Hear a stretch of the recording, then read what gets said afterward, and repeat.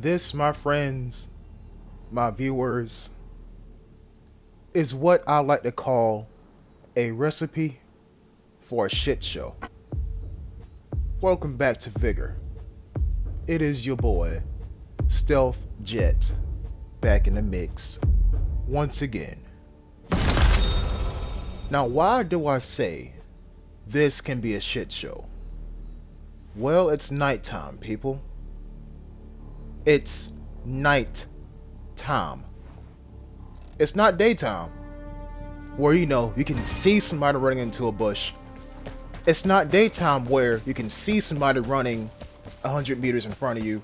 It's not daytime where everything seems a bit clearer. No, it's nighttime. Oh man. You see, this is like the equivalent of getting some really fresh soda. Like McDonald's Sprite, right? We all know how spicy that shit can be. But they hand it to you in a kid's cup and not a large. They got the right idea. They're going to quench your thirst, but it's going to be in the most bullshit way possible. This can be a good game, but it got to be a good game in the most bullshit way possible. Because what is night field content famous for? New players, you probably don't know the answer. But to all my experienced players, you know the answer. Hostile bushes. Imagine who is near that container right now. Imagine. And before you say, Jet, the match just started. Exactly. And you can't say that, look at that. It's already going off by a guy with a pistol.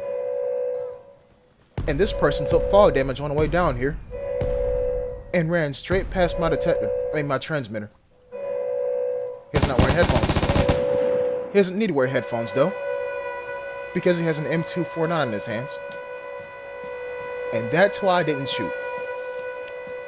I let myself see what he was going to do, and then keep going. So now we know there's somebody with the easiest weapon in the game in that cavern over there. But y'all seen the stats of the boostage of this lobby, if that's even a word, boostage. There's shit to be grabbed. You feel me? And so that's what I'm gonna do. I'm gonna grab a whole lot of stuff. Because Vigor, at its base level, is a survival shooter game. You survive by shooting when necessary. So that's what I'm gonna do. Now I come down this way. Why exactly am I coming down this way? Well, I'd rather not, as the M249 claims another victim so easily. Devs, please nerf that freaking thing again. The actual weapon, not the damn magazine, but the actual weapon stats. But anyways, I don't need to be right on top of something. I can just be near it and I can hear somebody. That's why I'm down here on this little bridge right here. Now I know, I get it. Oh, I missed those chemicals. I'm sorry about that, guys. I know that the container just went off, but I've seen some really, questionable plays by some people. They will sit near the container after they opened it and see if anybody else comes and investigates. It's kind of like going back for seconds when you know you already ate the plate and there is no seconds. You know what I'm saying? It's fucking weird, but I've seen people get caught by that play. But maybe it's targeted toward a certain kind of player. Maybe it is. What's scary, guys, is I'm walking out here out in the open and I'm not getting shot. Dead ass open, not getting shot. But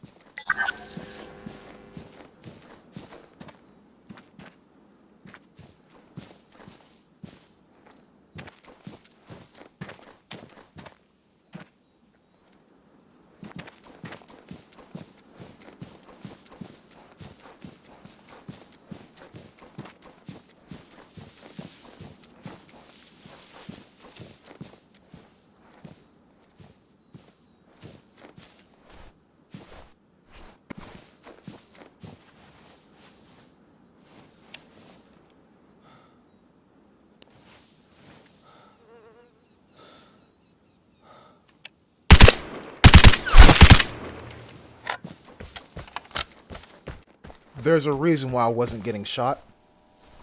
It's because somebody was setting up house. Or setting up shop, rather. What does this guy have on him?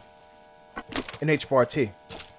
The same H-bar T that we heard when I first came down that hill near the beginning of the game. I don't remember that. Because I do. So, y'all hear all that shit in your left ear right now? Yeah, I do too. Encounters have taught me one thing. When you shoot a lot, you're giving somebody a lot of chances to come and investigate. So I did not want to shoot that guy more than once. Yes, we know an SVU is silenced, but even still, a silenced weapon is not a silent weapon. You understand what I just said just now? So you see here, I am hella paranoid. Because when you get into a map and it's boosted, random ass anomalies will appear. Like a random hostile bush that you checked and you confirmed was not hostile, but all of a sudden it turned hostile because somebody was in there the entire time. Spoiler alert, that's not the only bush I'm going to shoot at. Now how did I know to slow down and be careful? That's a jammer that just went kaboom. The tower isn't near here. So, as I said in my previous videos, if I walk into a jammed area and I know it's not the tower, I know I'm near somebody. Because that somebody wants to stay in their jammed area. That's the entire reason why they put down a jammer. And holy shit, is that 4 transmitters? What was this guy's plan? Wait, that's like 5 transmitters. Again, what was this guy's plan? And here's the crazy part. He put all those transmitters in there, but didn't check that dresser for the picture. I see somebody right here as well. Why would you walk into a building, place down 5 separate transmitters within 6 feet of each other, and proceed to not loot said house? I'm telling you, boosted lobbies bring out the crackhead energy in a whole lot of people. Except me. I play the same, except a little bit more cautious. Like right now. If this lobby wasn't boosted, I'd be walking. But instead I'm going prone. And there goes that same M249 claiming a whole nother victim. Devs, if you don't nerf that fucking weapon, damn. Also, there's a KK in here as well. You know what? I got a challenge for you all. See if you can find the diabolical quadruple light machine gun evil entities. Can you find a KK, an M249, an MG3, and a UK VZ59 all in the same match? Screenshot those, or screenshot the match and make sure to, make 4 screenshots of those 4 weapons in the same match and send it to the devs. Because back in the day, you'll only find maybe 1 or 2 if you get really unlucky light machine guns in encounters. Now, you are almost guaranteed to find 1 sweaty, if not lazy, motherfucker with an M249 who's like, alright, bet, I don't feel like playing the game. So, let me just drink my Diet Pepsi and laser people. So, I found a picture, right? But there's one thing I always do on this map. And that's check beneath that little shed to my left on the other side of Strawbridge. Well, not Drawbridge, but, you know, that little rickety, unstable looking head-ass bridge right there. Yeah, that little shed right there. And y'all see, I'm aiming at bushes. Because even though we heard an M249 roar for about 3 different times, you never know. You never know. And that's why I got a shit ton of SVU ammunition. And by the way, I only bring out SVU, or the SVU, when I'm having a bad time.